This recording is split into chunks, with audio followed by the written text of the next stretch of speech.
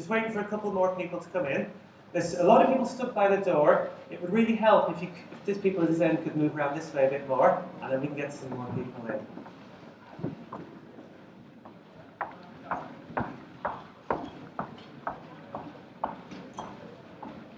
Wow, that's it. I think it looks like we've got everybody in. And if they're not in now, Dan's not going to let them in the door. Right, we're going to just drop the lights for a moment, and then we're going to watch a clip off YouTube that you may have seen. There are flashing images in this. If you don't like flashing images, you might want to cover your eyes. And Patrick, if you could just on the rack module, turn the volume up.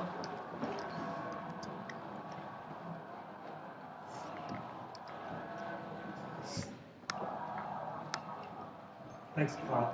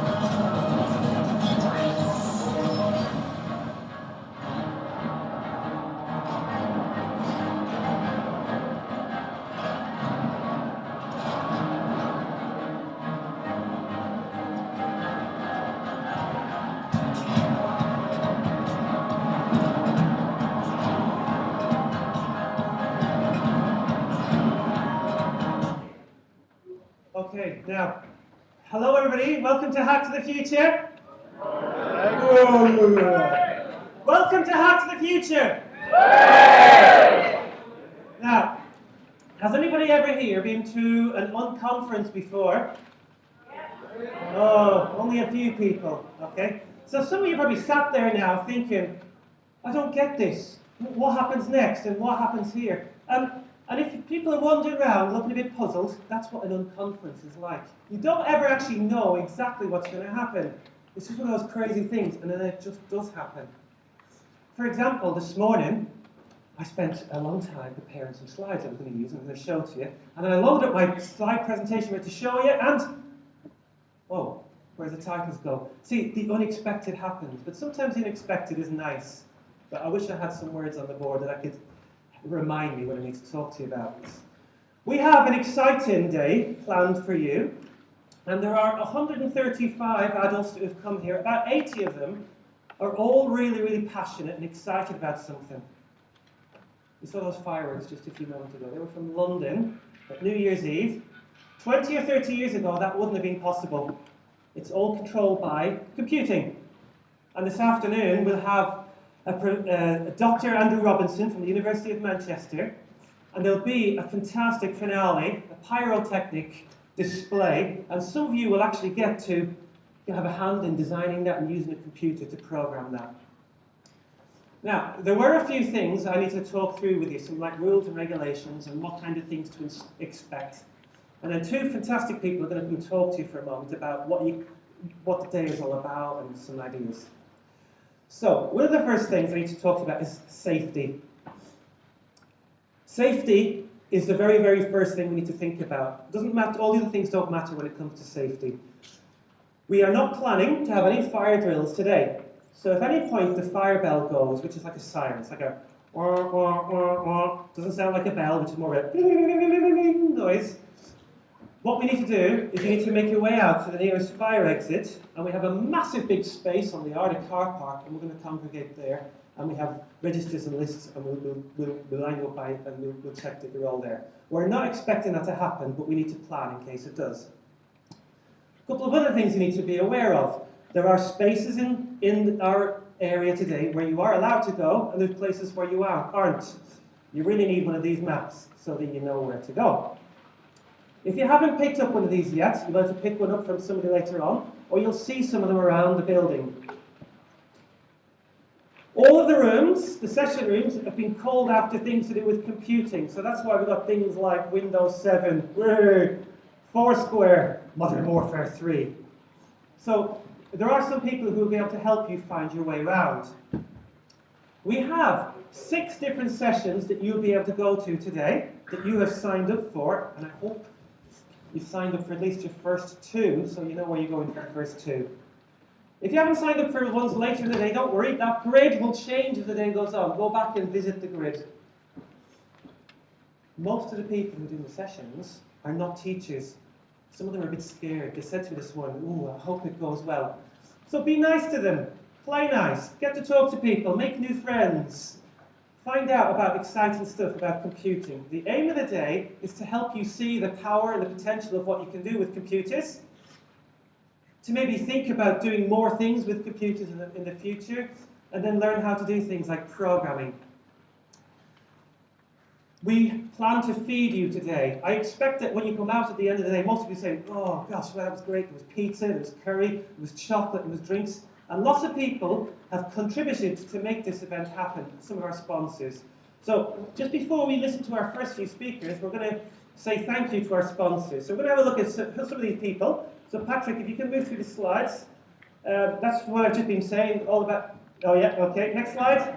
And some of these slides had text on them, things that I need to remind you about. Now, there's a gentleman here today called Paul Clark from USource. Are you in the room, Paul? Hello? You'll notice, Paul, he's got a plaster in his finger because we already had our first accident today. Paul, fabulous guy. As soon as I had this crazy idea about this project, Paul said, "Let me give you some money and make that happen." So today, when you're eating your pizzas, think of Paul and his company. He's created something that he wants to share with you called USource. You can create your own applications to put them on Android phones. Next person. We have an organisation called Computing at School, and they've given us a stack of money today to help pay for curries and drinks and coffee and croissants and things like that. They're trying to help children in school learn more about computing, so thank you to them. Next one, Microsoft Research. They've also given us stacks of money and loads of freebies and gifts and all sorts of stuff today.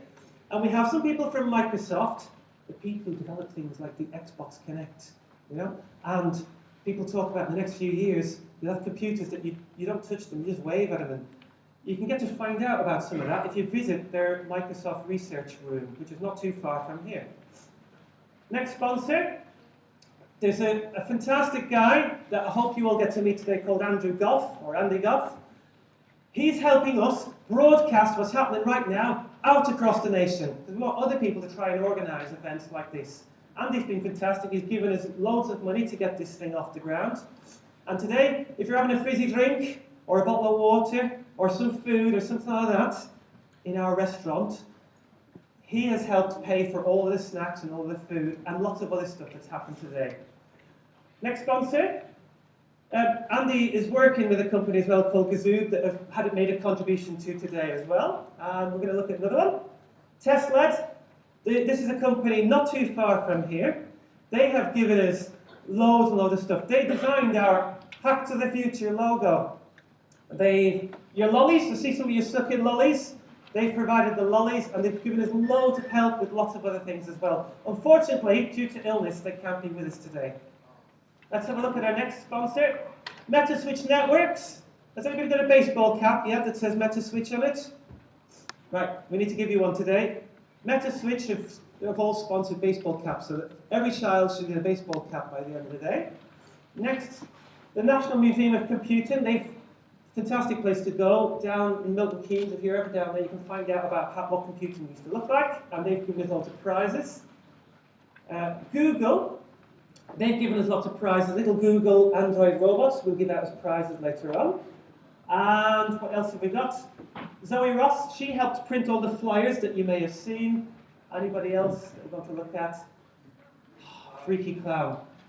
Has anybody met the Freaky Clown yet? Have you seen him? He travels around in different disguises because for an early part of his life he got in trouble with the police and the law and all these kind of stuff because he was very clever at figuring out how to hack into things, but he wasn't so clever about how he used it. But now what he's done is he's figured out he can actually earn lots and lots of money for doing this kind of thing, but because he does that we have to protect his identity. So he could be sat right next to you right now, except he won't have a big red nose and he doesn't have green hair. But you'll get to meet him later on. When he speaks, we're not allowed to photograph or record any videos because we have to be very careful about his security. You probably saw when he arrived today, there was a police escort, helicopters, bulletproof. What are you laughing at? Okay, I'm building it up a little bit. But a great guy to listen to. And he's running some workshops. And he helps sponsor our banners as well. And I think that's about it. Let's see. Oh, how can I forget O'Reilly? O'Reilly have given us stacks and stacks and stacks of books to give away today. Loads of prizes, little badges. They've given us an amazing amount of stuff that some of you will be walking home with later on. And everybody, you get a free ebook. I'm hoping you've got a voucher somewhere in your bag. And that's your free ebook for life that you'll have in there. Okay, Patrick, is that everybody? Okay. Now, a couple of things I have remembered before we listen to our first few speakers. I'm hoping you have a great day today. And if you're nice, and if you're understanding, and if you spot problems and then try and solve those problems, that will be great. If you use Twitter and you share things on Twitter, tag it with H2DF. Why is it called H2DF? Because I'm trying to get down with the kids. So it's Hack2D Future. We also have a website page on Lanyard where you can put videos. If you record stuff today and you want to put it on YouTube, nice things, not people falling over or dogs on skateboards. But if there's some nice talks today, you can share them through there. And this probably doesn't apply to you so much, but people who are at home, tell them there's a live stream and they can watch some of the things that happen today. A couple more rules. Food. We're going to have stacks of food in our restaurant. Please leave it in the restaurant. Our Ladies High School have given us this fantastic venue for the whole day for free. If they have to pay for a team of cleaners to start coming in and cleaning up your crumbs from your Kit Kats and your curry and your poppadoms and stuff, it's going to cost us more money that we haven't got at the moment because we spent it all on stuff for you guys. So no food out of the restaurant. If you've got a bottle of water, take that with you wherever you go. You can fill it up again in the restaurant. If you spill water, it's not so much of a problem. If you've got a fizzy drink and you take it out of the restaurant, you open it and stuff everywhere, it's going to cause me problems. So please don't do that. So, now, we have two speakers that are going to talk to you. The first lady, she's called Sam, and she has been looking forward to this for months. And she's going to help you understand a little bit about why we have this talk today. And we're going to have to do a little bit of switching over with technology and a few things like that. So, somebody's going to tell me to shut up in a minute, somebody who knows when I need to stop talking, when Sam's equipment is ready. I bet you've got lots of questions that you want to ask. Before you do, one other thing. If anybody needs to leave the site at any point, and your parents have said that's okay, or we've rang your parents, you need to go out through the restaurant. Don't try and use any other doors to get out of school. There's no shops, there's no McDonald's outside, there's no Kentucky Fried Chicken. You're here for the day. And at 5 o'clock, we have our fantastic grand finale. Pyrotechnics, explosions, 20-foot high, loud music, sparks, bangs. It's going to be a fantastic day. So, Hack to the Future! First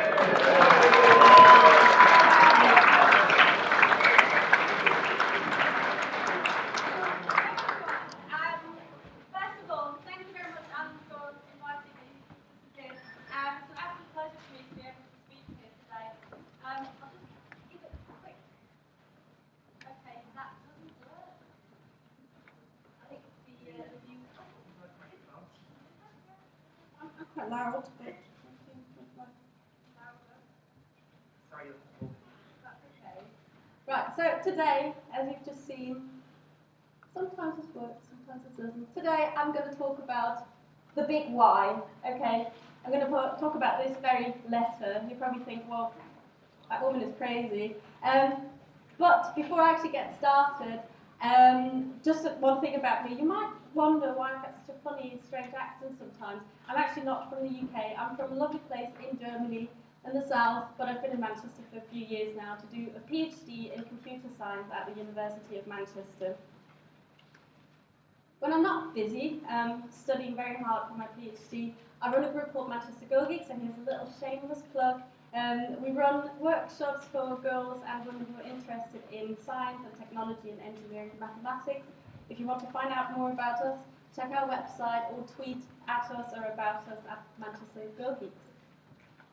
Now, back to the talk, the big why. A lot of you might be asking yourself, well, why am I here today? Okay, and that's the question I want to start with. Why are we here today? What's the whole point of this? Why are we in this room together? And some of you might have already been in touch with computers and computing and programming. Some of you might have computers at home and you play games, you write some code, maybe you've done some little websites, okay? But maybe some of you may find computers and programming really boring. Or you find it a bit scary sometimes because computers do things you don't really understand, or sometimes they just go off on their own. Or maybe you just have absolutely no idea what today is all about, and you're just here to find out more. And I hope we can help you answer all those questions, okay, and find out more. So the plan for today is to look at computing and at programming, but from a slightly different angle than usual. Okay, so now that I've shown you the introduction to the power of cats, back to the serious bits. The second question, why does it matter? Why has Alan spent months planning this event just to talk about computers? What's the whole point? Well, that's a bit boring, right? So there must be something to it, and the reason why it matters is because computers and computing is very, very important for us. And I have to say, we're absolutely surrounded by technology, okay? Computers are everywhere. Please put your hands up if you've got a mobile phone on you today. Wow, okay, that's a lot of people. If you've got a game console, like a PlayStation Portable, Nintendo DS, for example, yeah, we've got a few hands here. MP3 player, okay, and put your hands up if you've got a computer at home. Right, that's basically almost everyone who's got computers at home. So they are absolutely everywhere, but those are only the computers that are visible to us. And we don't actually perceive them as computers. We just look at them as things that we use to do stuff, to play music, to make phone calls, to send text messages. But there's a lot more to it. Now, computers are absolutely amazing. As I said, you can do many things with it. The only problem is they are pretty stupid, okay? Computers, on their own, don't do anything. They need someone to tell them what to do. They need some clever people to get in there, to write some programs, to design software, okay, to tell those computers what to do, write those games, develop the tools. And if you think those people who write those programs and who tell computers what to do, they spend all day or all night sat in a dark, dark office staring at the screen, and that's all computing is about, then you have to think again.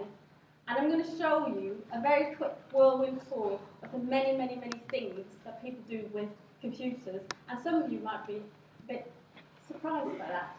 First of all, one of our favourite areas, entertainment. Okay, we have as I said, we've got laptops, smartphones, we've got gaming consoles, we've got PlayStation 3, Xbox, MP3 player, camera, okay, we've got all these things. Now think, how do the games come into a Nintendo DS? Who's programmed mobile phones to play a sound when you get a phone call, okay? Who tells the laptop what to do? There's all people sat there who work on these things to design programs and to design devices, okay, that do these amazing things. We've got audio production, for example, is highly reliant on technology. As you can see here, we've got many, many screens. And another very popular area is animation, okay? So animated movies are made in software that has been written by someone and that is used by programmers and by animators who make movies like Toy Story 3, for example. That's all computing. Another area, medicine, really important. We have, for example, 2 vets here. Would you have thought that they rely heavily on computing equipment, for example, to help them examine this horse? We have cancer research, another really, really important area. We've got researchers that use sophisticated software to analyse cancer cells to help prevent and cure cancer. We've got prosthetics. So these 2 ladies are part of a team that has developed a brain chip that helps people with artificial limbs, artificial arms and artificial legs to control those legs and those arms just through the power of their brain. Okay, there's a little implant. Another area, okay, I'm just going to keep going on. I'm going to bombard you with so many things. Disaster prevention and response. Got simulation, for example. What happens in case of an emergency? Well, you can't test it in a live environment. We can't do a test of what happens when there's a fire. That's why we have simulations for. Also, disaster response. If there's an earthquake, for example, we have robots that detect people that are buried under rubble, and we need people to design those robots and to program them to tell them what to do. Another one, manufacturing. Fashion design, for example. Would you have thought of that? Fashion design uses software to develop patterns that are printed on fabric. And car manufacturing. Who built those cars? If you look at that picture, that's a Ford car manufacturing plant. You don't see any people there. These are robots that built those cars. Okay, and again, someone has developed those robots and someone tells them how to build a car. Aerospace, one of my favourite areas. Who can guess where that is? Who knows where that is? Put your hands up. Yeah, with a pink t-shirt? Pardon? Yeah, exactly. That's another mission control centre. Okay, so they send people into space, and as you can see, there's a lot of computers and computer screens down there, and they're heavily relying on technology to send people into space. One of my favourite projects was the Mars rover. So they sent a little robot to Mars to drive around the surface of the Mars and look at all the minerals there, for example, and record stuff. And one of our all-time favourites, the internet. What would you do without the internet? You'd be absolutely lost. What would you do without Facebook? Another question, hands up if you've got a Facebook account. Okay, so that's a lot of people.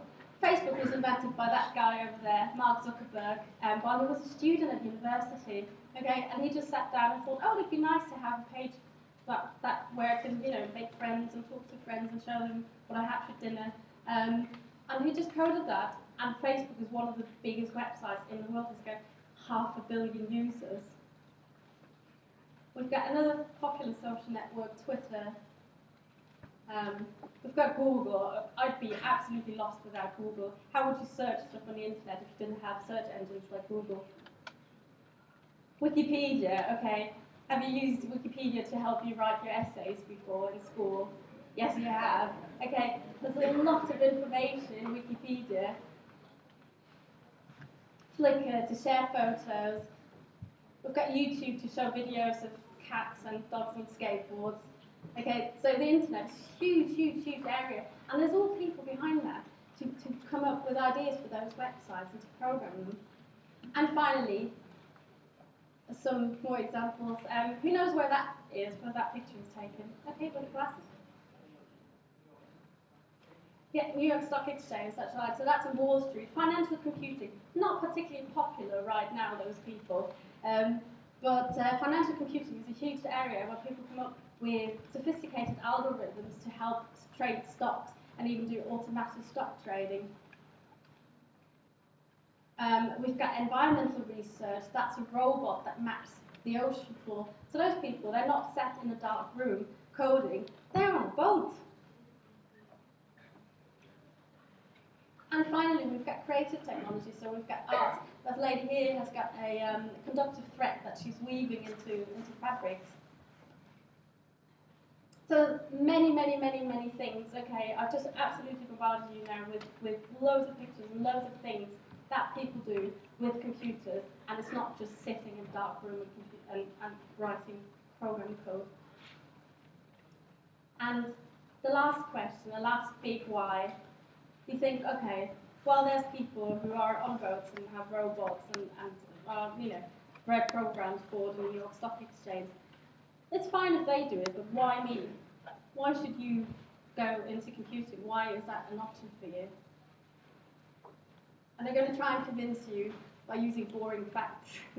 IT is one of the fastest growing business sectors. It actually grows 5 times faster than the whole UK economy. And in order to keep that economy growing and to actually fill the need for people who work in that, they need more young people with the right skills. And when I say right skills, I mean GCSEs, A-level or university degrees in computing, in computer science, software engineering, anything related to that.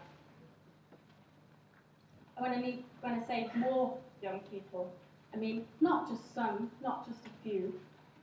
I mean 125,000 people every year. That's 125,000 jobs in the UK in anything IT related.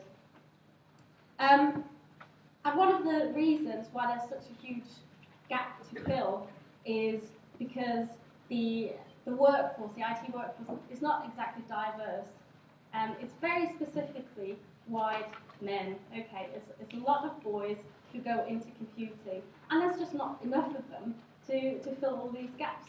And only 18% currently of people who work in IT are female. So that's only 2 or a bit less than 2 out of 10 who are actually girls who work there. Okay, and if you think you need 125,000 people every year in the next 5 years to take those amazing jobs, well, it's quite obvious that we just really need to get some more girls in there as well. Okay, here's my final point. The answer to the question, why me? I think the answer is because you can make a difference, okay, with all these things that I've just shown, all these jobs. You can be one of those people who support cancer research. You can be one of those people who design robots that build cars. You can send people into space.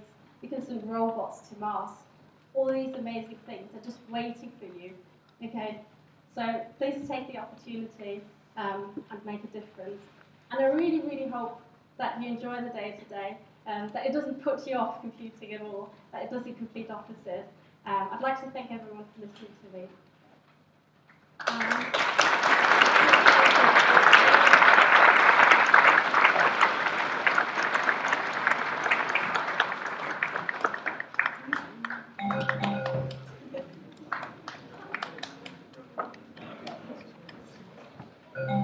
Now, we're going to have another just swap over of technology, and I'll tell you a little bit about the next person who's going to speak in a moment.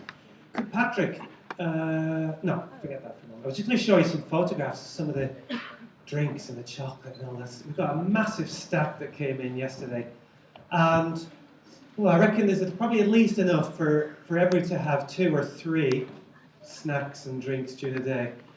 If you decide you're going to take 10,